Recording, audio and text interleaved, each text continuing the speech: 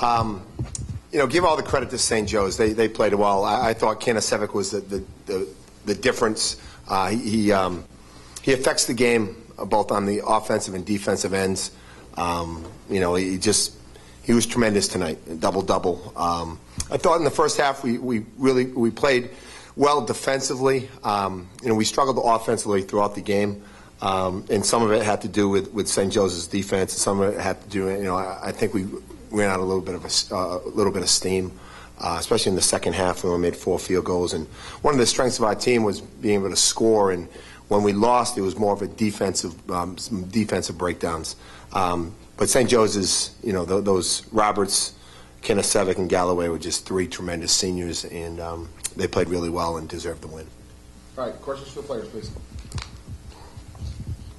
This question's for Matt.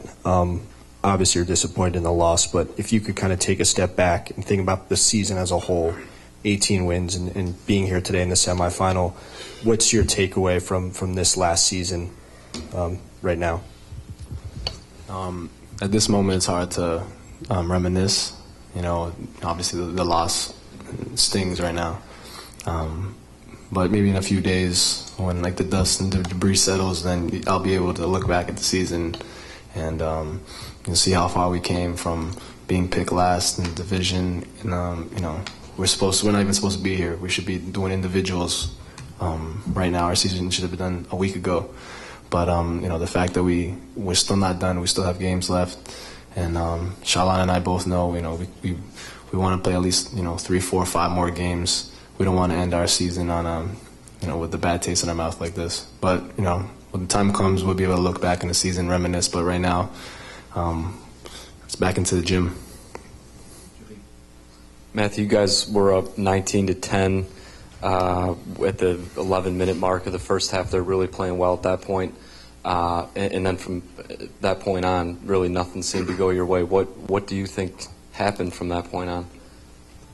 Like what Coach said, what keys our offense, offensively, was defensively, I felt like we played a decent job. We did a decent job defensively guarding them. Offensively is where we really struggled, and what keys our offense is turnovers and stops and transition. Shalon's the fastest player in the league. He pushes the ball, and we get dunks and layups and threes, and that's what we thrive off. And it's hard to push the ball when we have a set defense back there. We're taking underneath the net, so they did a really good job of putting the ball in the basket, and it was hard for us to really get out on the floor and run. And also, I'm not going to sit here and lie. We're not tired. Obviously, we came off 2 really physical games with St. Louis and LaSalle.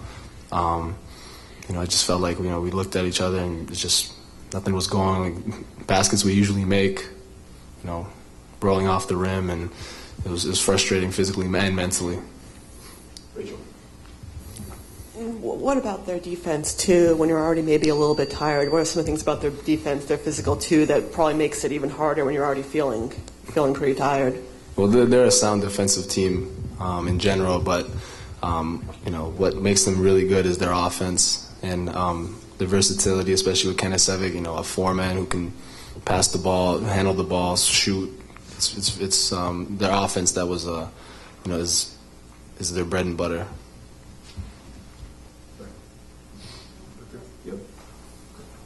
Matthew, obviously you've been such a big key to the whole season, especially from a scoring standpoint. You are this team's scorer when they need it. Bembry seemed to kind of be able to take you out of the game a little bit today, or make it very difficult for you to do what you normally do. How tough was that for you? Well, they scouted us very well. They usually run a lot of set plays for me, and he just seemed to.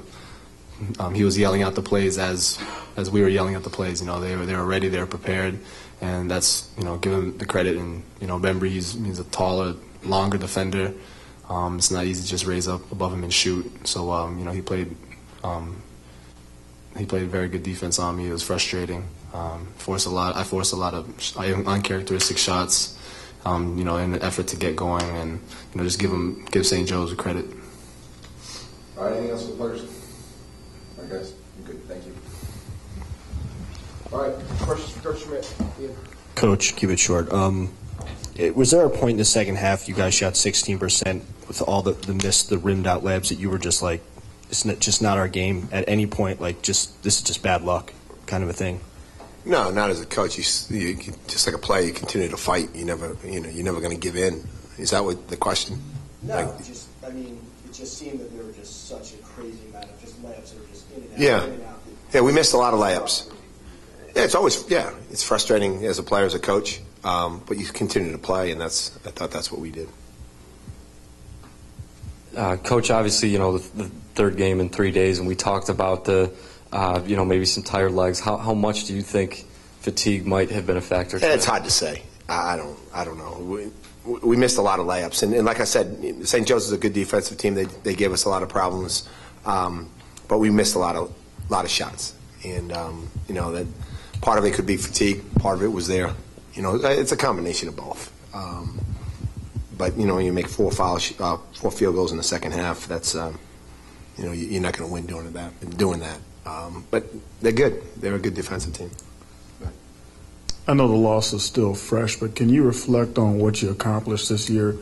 You were picked to finish in last or bring up the rear, and you won. You won 18 games this year. Yeah, I think the expectations were really low. People thought that we weren't going to be able to do anything, and I think our guys, we always emphasize overachieving, and I thought we overachieved. You never wanted to be a part of a team that underachieves.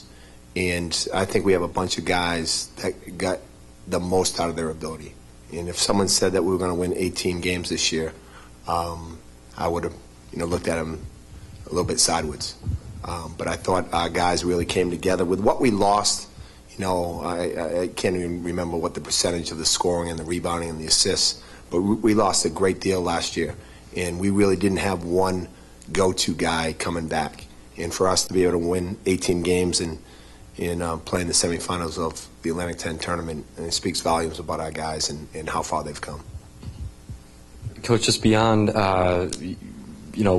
accomplishing what you did after being picked 12th, beyond that, going into this game, Charlon, Yusu, Jordan, these guys were 5-0 in A10 tournament games. They not lost in this type of atmosphere, this type of, magnitude of a game. What does that say about just these guys as a team to, before this you'd won 5 in a row, and it's just playing on this stage and how well they've kind of been able to do that. Yeah, 2 years ago we had we're 3-0, and we had a great player in Andrew and some really good players that graduated. But I think with Shalon and Matt and Marquise, they've been through it. They have good experience, and I think that helped us in this tournament, knowing what to expect.